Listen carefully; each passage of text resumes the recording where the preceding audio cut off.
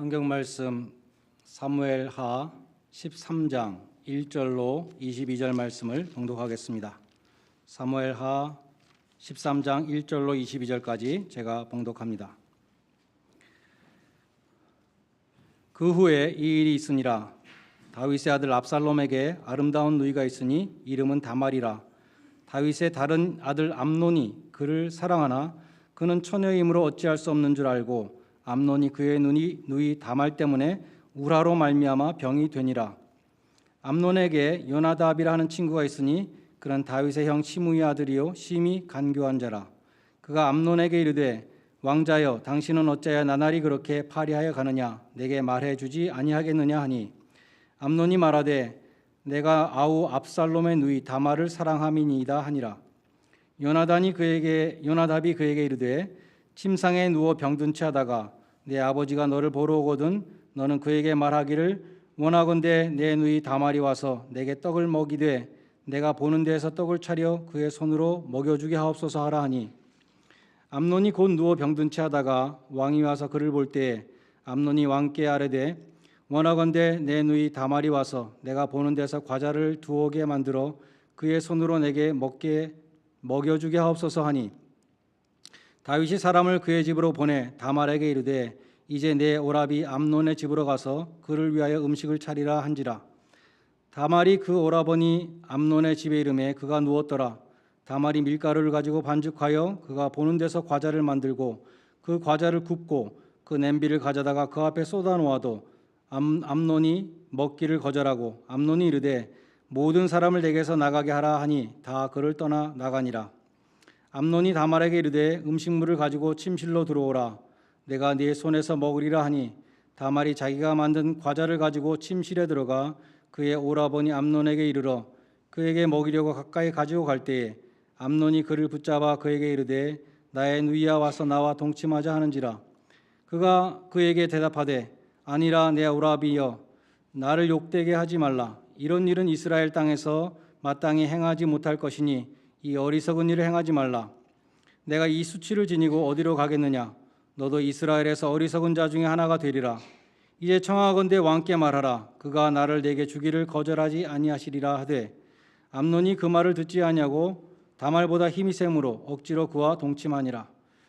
그리하고 암논이 그를 심히 미워하니 이제 미워하는 미움이 전에 사랑하던 사랑보다 더한지라. 암논이 그에게 이르되 일어나 가라 하니 다말이 그에게 이르되 옳지 아니하다. 나를 쫓아내 보내는 이 큰 악은 아까 내게 행한 그 악보다 더하다 하되 암논이 그를 듣지 아니하고 그가 부리는 종을 불러 이르되 이 계집을 내게서 이제 내보내고 곧 문빗장을 지르라 하니 암논의 하인이 그를 끌어내고 곧 문빗장을 지르니라. 다말이 채색 옷을 입었으니 출가하지 아니한 공주는 이런 옷으로 단장하는 법이라. 다말이 재를 자기 머리에 덮어쓰고 그의 채색 옷을 찢고 손을 머리 위에 얹고 가서 크게 울부짖으니라. 그의 오라버니 압살롬이 그에게 이르되 내 오라버니 암논이 너와 함께 있었느냐. 그러나 그는 내 오라버니니 누이야 지금은 잠잠히 있고 이것으로 말미암아 근심하지 말라 하니라. 이에 다말이 그의 오라버니 압살롬의 집에 있어 처량하게 지내니라. 다윗 왕이 이 모든 일을 듣고 심히 노하니라. 압살롬은 암논이 그의 누이 다말을 욕되게 하였으므로 그를 미워하여 암논에 대하여 잘잘못을 압살롬이 말하지 아니하니라. 아멘.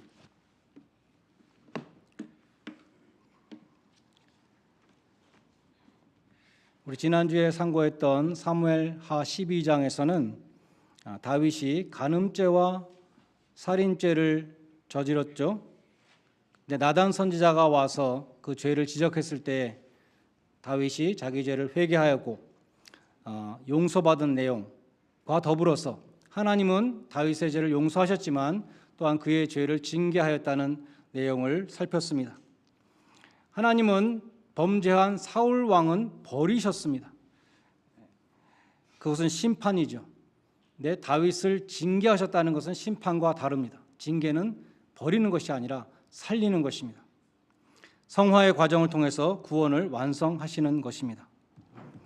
다윗이 밧세바와의 불륜의 관계에서 나온 그 아들이 죽을 것이라는 그 징계의 내용은 사무엘하 12장에서 이미 성취되었습니다. 그리고 오늘 읽은 13장에서는 사무엘하 12장 9절로 10절에 나오는 그 징계의 내용이 이루어집니다. 그 징계의 내용은 무엇이었는가 하면 내가 칼로 햇사람 우리아를 치되 암몬 자손의 칼로 죽이고 그 아내를 빼앗아 내 아내로 삼았은즉 칼이 내 집에서 영원토록 떠나지 아니하리라. 다윗의 집안에 계속해서 그 집안에서 살인이 일어날 것이라는 하나님의 징계였습니다. 그래서 오늘 봉독한 이 13장은 끝까지 읽어보면 결국 압살롬이라는 다윗의 아들이 자기 형 암논을 죽였다라는 것이 중요 내용인 것이죠. 그렇게 된 그 배경을 우리가 오늘 읽었는데 암논이라고 하는 다윗의 장남이 있었습니다. 근데 자기와 배가 다른 이복 자매죠 다말에게 상사병이 났습니다. 좀 비정상으로 보이죠. 아무리 엄마가 다르지만 아버지가 같은데 어떻게 그 이복 여동생에게 그와 같이 참을 수 없을 정도의 욕정을 느꼈을까 참 이해가 되지 않습니다. 2절에 보면 다말이 처녀라서 암논이 어쩔 수 없었다는 구절이 좀 이상해서 주석들 찾아보니까 다말이 장성한 처녀였기 때문에 왕궁에서 그런 공주들이 거하는 일정한 장소에 잘 보호를 받고 있었기 때문에 암논이 그 손을 댈 수 없었다, 그런 뜻이었다고 합니다. 그런데 이 암논에게 요나답이라는 사촌이 있었는데 그는 심히 간교한 자라고 되어 있습니다. 그는 어떻게 하면 네 여동생 다말을 강간할 수 있는가, 그 계책을 암논에게 알려줬습니다. 그 병든 것처럼 꾀병을 부려서 아버지 다윗의 동정심을 유발하라는 것이었습니다. 드디어 다윗 왕이 암논이 아프다는 소식을 듣고 병문안을 왔습니다. 암논은 요나답이 가르쳐준 대로 내 여동생 다말이 나한테 와서 과자를 만들어주면 좋겠다, 이렇게 말합니다. 그래서 다윗은 다말에게 사람을 보내서 오라버니한테 와서 과자를 만들어줘라, 이렇게 시키죠. 다말이 오자 암논은 사람들을 다 내보내고 침실에서 손으로 먹여달라, 이렇게 요구합니다. 다말이 과자를 암논에게 손으로 먹여주려고 가까이 갔을 때 암논이 계획대로 다말을 강간했습니다. 다말이 자신을 욕되게 하지 말라고 간곡히 호소했지만, 그리고 저항했지만 암논은 듣지 않았습니다. 그리고 곧바로 보기도 싫다고 내쫓았던 것이죠. 다말은 자기를 내쫓는 행위는 강간의 행위보다 더 악하다고 항의했습니다. 다말은 쫓겨나서 재를 머리에 뒤집어 쓰고 공주의 채색 옷을 찢고 울부짖었습니다. 근데 이 다말에게는 아버지와 어머니가 다 같은, 부친과 모친이 다 같은 오빠가 있었는데 그것이 압살롬이었습니다. 그때부터 압살롬은 다말을 자기 집에 머물게 하면서 암논을 죽일 기회를 엿보게 됩니다. 21절에 보면 다윗이 암논에게 대해서 심히 노했다라고 기록되어 있는데 그 다음에 무슨 조치를 취했다는 말이 없습니다. 다시 말해서 암논은 이 큰 죄를 범하고도 징계를 받지 않았습니다. 압살롬도 자기 누이 다말을 욕보인 이 암논을 심히 미워했지만 그의 잘잘못에 대해서 1절 말하지 않았다, 22절에 기록되어 있습니다. 다윗은 왜 암논의 죄를 징계하지 않았을까? 그것이 의문이죠. 아마도 어쩌면 다윗은 자기가 지은 죄가 있기 때문에, 자기가 햇사람 우리아의 아내를 취해서 간음을 했기 때문에 암논의 강간에 대해서 엄히 꾸짖지 못했을지도 모릅니다. 꾸짖을 때 권위가 쓰지 않았겠죠. 만 2년 후에 압살롬이 이제 기회를 잡게 됩니다. 양털을 깎는 큰 잔치를 벌이게 되는데 아버지와 모든 왕자들을 다 오라고 청했습니다. 다윗은 안 가겠다고 사양했어요. 그러니까 압살롬이 다윗에게 그러면 우리 형제들, 왕자들을 다 보내달라고 간청합니다. 다윗은 왜 그러는지 좀 의아했지만 압살롬이 간청함에 암논과 그의 모든 왕자들을 그 잔치에 보냈습니다. 압살롬은 종들에게 밀명을 내렸습니다. 암논이 술에 취했을 때 그를 죽여라. 전에 다윗이 전쟁터에 있는 우리아를 왕궁으로 불러서 술을 먹이고 집에 가서 부인과 밧세바와 동침하라고 했는데 우리아가 그 말을 듣지 않으니까 요압 장군에게 밀명을 내려서 전쟁터에서 암몬 사람의 칼에 죽게 했었죠. 이 계책을 세워서 사람을 죽이는 이 똑같은 행동을 지금 압살롬이 행했던 것입니다. 그래서 암논의 간음과 압살롬의 계획적인 살인, 이 다윗의 아들들의 죄들은 아버지의 죄를 그대로 지금 답습하고 있는 모습을 보는 것입니다. 이어지는 사무엘 14장으로 가게 되면 다윗이 요압 장군의 중재로 압살롬하고 화해하는 것이 주요 내용입니다. 압살롬이 암논을 죽이고 도망갔습니다. 3년 동안 숨어 있었는데 3년이 지나니까 다윗의 분노가 좀 수그러지고 압살롬을 그리워하는 마음이 생겼다는 것이죠. 요압은 다윗의 밀명으로 우리아를 죽인 사람인데 요압은 이번에도 다윗의 가려운 부분을 긁어주는 역할을 하게 됩니다. 다윗이 압살롬을 데리고 올 수 있는 그러한 구실을 마련해 준 것이죠. 이 요압은 나단 선지자의 방법을 사용했습니다. 전에 나단 선지자가 다윗 왕에 와서 어떤 부자의 이야기를 했잖아요.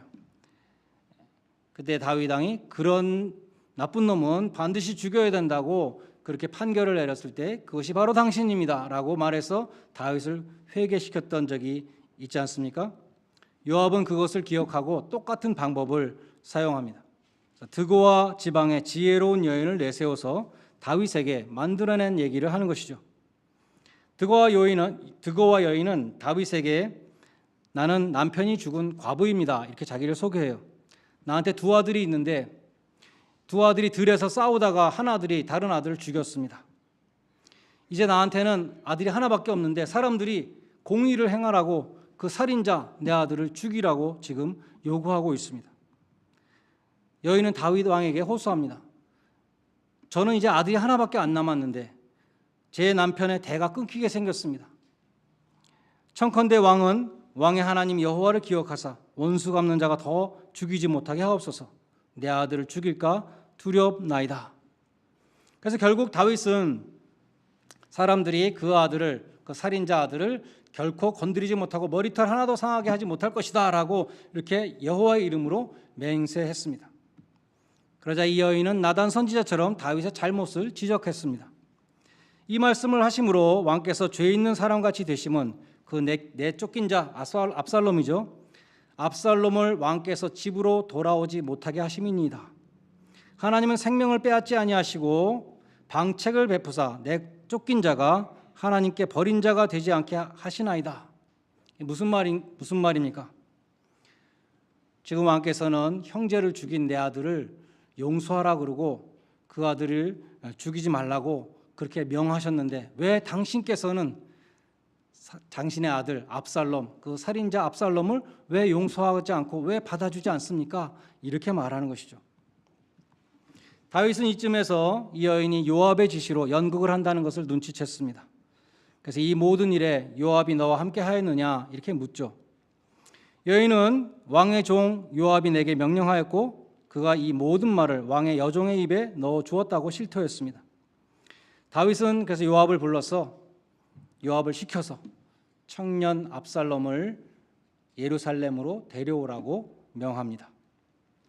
그러나 다윗은 압살롬을 2년 동안 또 보지 않았어요. 예루살렘에서 2년 동안 보지 않습니다. 그래서 압살롬은 자신이 아버지 앞에 설 수 있게 해달라고 요압 장군에게 다시 한번 부탁을 하려고 계속 사람을 보내는데 요압 장군도 압살롬을 안 만나주는 것이죠. 그래서 압살롬이 종들을 시켜서 요압 장군의 그 보리밭에 불을 질렀습니다. 요압이 왔겠죠. 왜 내 밭에 불을 질렀느냐? 말합니다.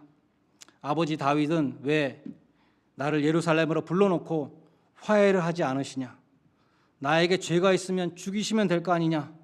벌도 안 주시고 용서도 안 해주시고 어정쩡하게 이게 뭐냐? 그렇게 항의를 하는 것입니다. 요압은 압살롬의 말을 다윗에게 전했습니다. 그러자 다윗은 또 그 말을 듣고 압살롬을 불러서 입을 맞췄습니다. 화해를 했다는 것이죠. 용서하고 화해를 한 것입니다. 콜린 스미스 목사님은 이 다윗과 압살롬의 화해가 세 가지 면에서 잘못되었다 그렇게 보았습니다. 첫 번째는 love without justice, 두 번째는 mercy without access, 세 번째는 pardon without repentance. 그렇게 말했어요. 첫 번째는 love without justice, 공의가 결여된 사랑입니다. 사랑과 공의는 love and justice는 성경과 신학의 가장 큰 주제라고 할 수 있죠. 서로 모순되는 개념인데 하나님은 사랑과 공의 하나님이다 라고 말하니까 굉장히 어려운 주제입니다. 다윗의 딜레마도 사랑과 공의였습니다. 아버지로서 압살롬을 사랑했어요. 그러나 왕으로서 이 살인에 대해서 징계를 했어야 합니다. 공의를 집행했어야 되는 것이죠. 그런데 다윗은 이러지도 저러지도 못하고 있는 것이었죠. 압살롬은 아주 계획적인 first degree murder를 범했습니다. 그래서 공의를 행해야겠는데 또 아버지로서는 아들의 죄를 또 용서하고 싶은 것입니다. 그런데 요압이 드고와 요엔을 통해서 다윗의 자식 사랑을 자극했습니다. 당신의 아들은 내쫓긴 자인데 버린 자 취급을 하지 말라고 하나님의 사랑을 거론하면서 공의를 희생시킬 것을 요청했습니다. 하나님은 생명을 빼앗지 않으시며 내쫓긴 자를 버리지 아니하시는데 당신은 왜 도망간 압살롬을 버린 자 취급하십니까? 압살롬을 돌아오게 하라고 말했습니다. 그것은 사실 다윗이 마음속으로 원하고 있었던 것이죠. 그래서 다윗은 공의를 희생하고 압살롬을 받았습니다. 두 번째는 만나주지 않는 자비, 이것도 잘못된 것이다 그렇게 말합니다. Mercy without access. 다윗은 압살롬을 사랑해서 공의를 무시하고 압살롬을 예루살렘으로 불렀죠. 아무런 벌을 내리지 않았습니다. 편안하게 살게 해줬습니다. 그런데 이상한 것은 다윗이 압살롬을 만나주지 않았다는 것입니다. 자비를 베풀었으나 화해하지 않았습니다. 히브리서 4장 16절에 보면 우리 모두가 예수의 피를 힘입어 은혜의 보좌 앞에 나갈 수 있다는 말씀이 있습니다. 그러므로 우리는 긍휼하심을 받고 때를 따라 돕는 은혜를 얻기 위하여 은혜의 보좌 앞으로 담대히 나갈 것이니라. 은혜의 보좌는 영어로 mercy seat인데 속죄소라고도 불렸습니다. 지성소 안에 있는 법궤, 덮궤, 속죄의 피를 뿌리는 그 덮궤, 속죄소를 은혜의 보좌라고도 불렀던 것이죠. 예수의 피를 힘입어 누구나 이제 하나님의 은혜의 보좌 앞에 나갈 수 있다고 성경은 말씀하는 것입니다. 압살롬은 다윗의 보좌 앞으로 나갈 수 없었다는 것입니다. 다윗은 왜 압살롬을 보지 않았을까요? 매튜 헨리는 압살롬이 진정으로 회개한 모습을 보이지 않았을 것이다. 또 어떤 사람은 아직 화가 풀리지 않아서 그랬을 것이다. 여러 가지로 추측을 합니다. 이 압살롬이라는 사람은 사무엘하 14장 25절에 보면 온 이스라엘에서 가장 아름다운 자라 그렇게 되어 있습니다. 발바닥부터 정수리까지 흠이 없었다. 한마디로 압살롬은 이스라엘에서 제일 잘생긴 남자였습니다. 특별히 머리털이 왕관처럼 화려해서 머리를 깎는 날이면 큰 잔치를 베풀고 깎은 머리털을 이제 무게를 재는 행사를 했다는 것입니다. 200세겔이었다 그러는데 오늘날로 치면 1.4kg 정도 된다 그래요. 그처럼 그의 외모는 흠잡을 데가 없었지만 그의 마음은 흉악했습니다. 자신의 죄를 회개하는 마음이나 아버지의 은혜에 감사하는 마음은 전혀 없었고 15장으로 넘어가게 되면 백성들의 마음을 자기에게로 도적질해서 아버지의 왕위를 빼앗고자 반란을 일으키게 되는 것입니다. 세 번째, 다윗은 회개가 없는 용서를 했습니다. Pardon without repentance. 압살롬은 회개하지 않았어요. 아버지 은혜에 감사하지도 않았습니다. 단지 왜 나를 안 만나주느냐, 그것을 제 대해서 불만을 품었습니다. 그래서 요압에게 이러한 대우는 부당하다고 말합니다. 형제를 계획적으로 죽인 이 first degree murder, 거기에 대해서 회개하는 마음도 없었고 아버지가 그것을 징계하지 않고 그냥 용서해 주는 것에 대해서 감사하는 마음도 없었고 왜 아버지가 나의 왕자의 지위를 회복시켜 주지 않느냐, 왜 내가 아버지를 볼 수 없느냐, 이것에 대해서 불만을 가졌습니다. 요압을 통해서 압살롬의 말을 전해 들은 다윗은 결국 압살롬을 만나서 입을 맞추죠. 껴안고 입을 맞춥니다. 용서와 화해의 표시를 했습니다. 압살롬은 회개하지 않았고 마음속으로는 아버지도 죽이고 왕위를 찬탈하려는 악한 마음을 품고 있었지만 다윗은 자식에게 약한 사람이었습니다. 그래서 이 회개하지 않은 아들을 용서하고 받아줌으로써 다윗은 이제 큰 화를 자초하게 되었던 것입니다. 데일 렐프 데이비스 목사님이 강해 집에 보니까 다윗을 제2의 엘리 제사장이라고 그렇게 불렀어요. 세컨드 엘리. 우리 엘리 제사장 봤죠? 두 아들을 잘 교육시키지 못했던 제사장이었습니다. 읽어보면 엘리 제사장은 두 아들을 아주 심히 꾸짖었죠. 아주 심히 꾸짖었는데도 불구하고 하나님으로부터 너는 나보다 아들들을 더 중히 여긴다는 그러한 심판을 받았습니다. 그런데 다윗은 두 아들을 꾸짖었다는 기록조차도 없습니다. 다윗은 자매를 강간한 암논에 대해서 분노했지만 징계했다는 기록이 없습니다. 형제를 죽인 이 압살롬을 징계하지 않고 그냥 용서해 줬습니다. 그래서 엘리 제사장에 비유되는 것입니다. 일견 압살롬은 돌아온 탕자처럼 보입니다. 아버지가 예수님의 비유에 아버지가 탕자를 용서해 주고 받아주는 탕자의 비유가 있잖아요. 근데 압살롬과 탕자는 근본적으로 다른 점이 있었는데 압살롬은 회개하지 않았다는 것입니다. 탕자는 회개하고 돌아왔습니다. 그래서 효자가 됐어요. 탕자는 스스로 돌이켰습니다. 이렇게 말했습니다. 내가 아버지께 가서 이르기를 아버지 내가 하늘과 아버지께 죄를 지었으니 지금부터는 아버지의 아들이라 일컬음을 감당치 못하겠습니다. 나를 품꾼의 하나로 종으로 써주십시오. 그렇게 말하겠다. 그런 마음으로 아버지를 찾아왔다는 것입니다. 탕자가 회개하게 된 계기는 고난이었습니다. 압살롬에게는 그러한 어려움이 없었어요. 탕자가 스스로 돌이켰다는 구절을 영어로 보면 킹 제임스 성경에는 He came to himself 그렇게 되어 있고 NIV 성경에는 He came to his senses 그렇게 되어 있습니다. 제정신이 들었다. 언제 제정신이 들었는가? 흉년과 궁핍이 닥쳤을 때입니다. 흉년과 궁핍이 임함으로 인해서 자기 자신을 돌아보고 회개하게 되며 또 그로 인해서 하나님 앞에 돌아오게 된다면 그 궁핍은 변장된 축복이라고 할 수 있습니다. C.S. 루이스 교수가 하루는 옥스퍼드 채플에서 설교를 하고 나왔을 때 어떤 똑똑한 젊은이가 와서 질문했다고 합니다. 선생님, 신이 있다면, 하나님이 살아계시다면 이 세상에 왜 이렇게 설명할 수 없는 많은 고통이 있습니까? 루이스 교수는 젊은이를 조용히 보면서 이렇게 대답했다고 합니다. 형제여, 이 세상 사람들이 그렇지 않아도 오만하고 교만한데 고통마저 없다면 사람들이 얼마나 더 교만해지겠는가? 그리고 유명한 말을 남겼죠. 고통은 하나님이 우리를 부르시는 확성기 안에 메가폰 돌아오라고 아무리 소리쳐도 못 들으니까 확성기를 대고 우리 귀에다가 돌아오라고 부르시는 그 하나님의 부르심이 고통이라는 것입니다. 고통 속에서 사람들이 하나님의 음성을 듣습니다. 고통 속에서 역경 속에서 사람들은 무릎을 꿇습니다. 그때서야 비로소 사람들은 하늘을 쳐다보고 하나님을 바라보게 됩니다. 그래서 때로 흉년이 필요한 것이죠. 때로 궁핍도 인생의 장에서 약이 되는 것입니다.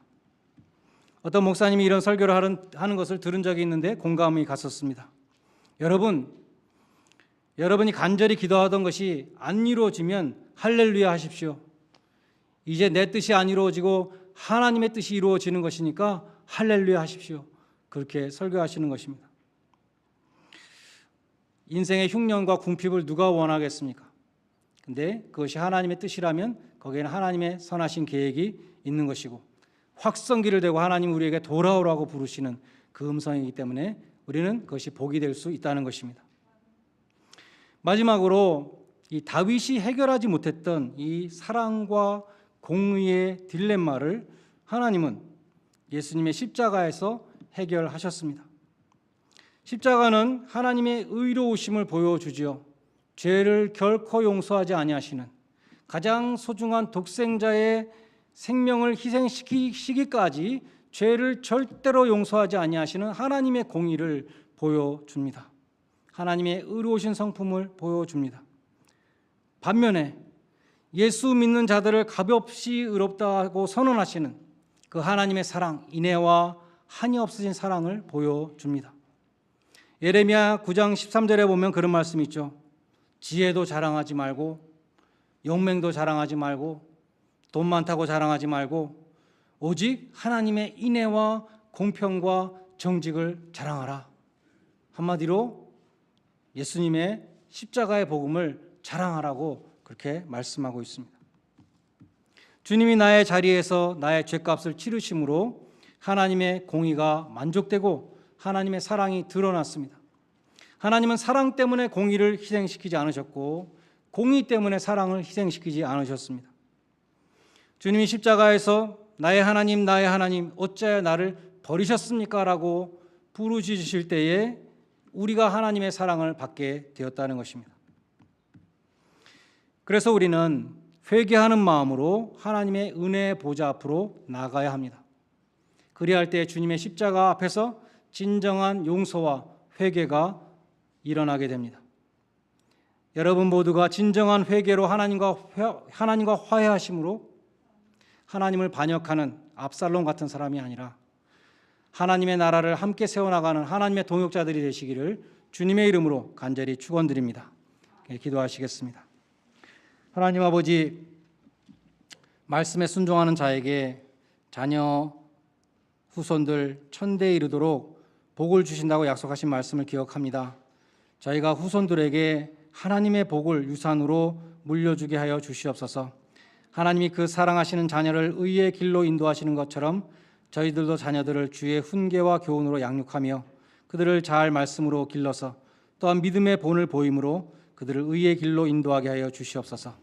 또한 사랑과 공의를 완성하신 주님의 십자가 앞에서 진정한 회개로 하나님과 화해를 이루고 하나님 나라를 위해서 헌신하는 하나님의 동역자들이 되게 하여 주시옵소서. 예수님의 이름으로 기도